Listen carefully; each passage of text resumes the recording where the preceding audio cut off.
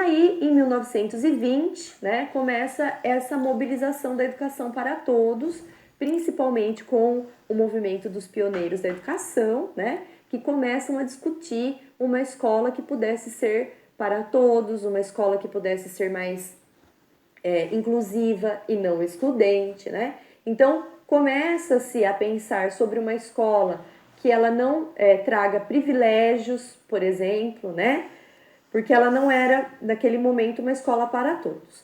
E é de 1932 que nós vamos falar de um documento bastante importante, que é o Manifesto dos Pioneiros da Educação, no governo de Getúlio Vargas. E esse manifesto, ele trazia algumas reivindicações, principalmente, né?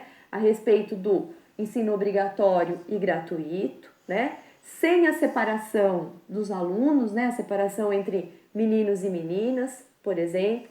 Falava sobre autonomia, sobre a questão da diversidade e da igualdade.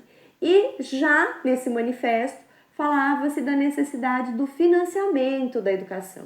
Então, em 1932, já começa-se a discutir algumas questões que resultaram, inclusive, na organização da escola como nós temos hoje, né? Então, nós passamos por um outro momento, que é a Constituição de 1934, que já traz, né, no seu texto, a educação enquanto direito de todos e dever do poder público. Então, em 34 nós já temos a incorporação desse direito para o cidadão, né? E nós temos que pensar que nas décadas de 50 e 60 nós tivemos governos bastante populistas que favoreceram uma educação de caráter mais popular. É nesse momento que Paulo Freire realiza a alfabetização de jovens e adultos no Rio Grande do Norte, né, em Angicos, através das suas metodologias, né, através dos seus círculos de cultura. Então, é uma popularização, é levar a educação para todos efetivamente, né? Porém, nós chegamos na era militar, né, em 1964, né? Paulo Freire, por exemplo, foi exilado do Brasil nessa época, né? E nós tivemos aí nesse momento um pensamento a respeito da educação, né, a partir de uma formação mais técnica. Então, nesse momento aparecem aí as escolas de segundo grau técnico com o objetivo de formar o aluno para o mercado de trabalho. Foi nesse momento também que surgiu o Mobral, né, que era direcionado à educação de jovens e adultos, mas era uma formação de letramento e não uma formação de alfabetização como nós conhecemos hoje, né? Inclusive esse modelo ele foi muito criticado a partir de então. E foi em 1971 que surgiram os vestibulares classificatórios para as universidades, né?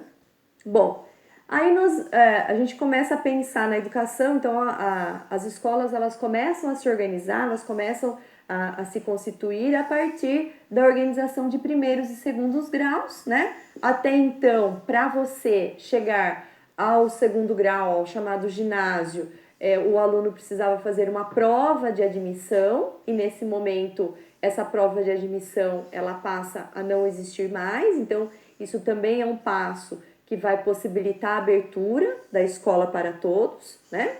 E aí a formação do professor só em nível médio já não é mais suficiente, então nós já começamos a pensar na formação a partir dos graus da licenciatura e nas formações específicas dos professores, que somente o nível normal já não condizia com essa organização de escola que nós tínhamos naquele momento, né? Só que aí o que acontece?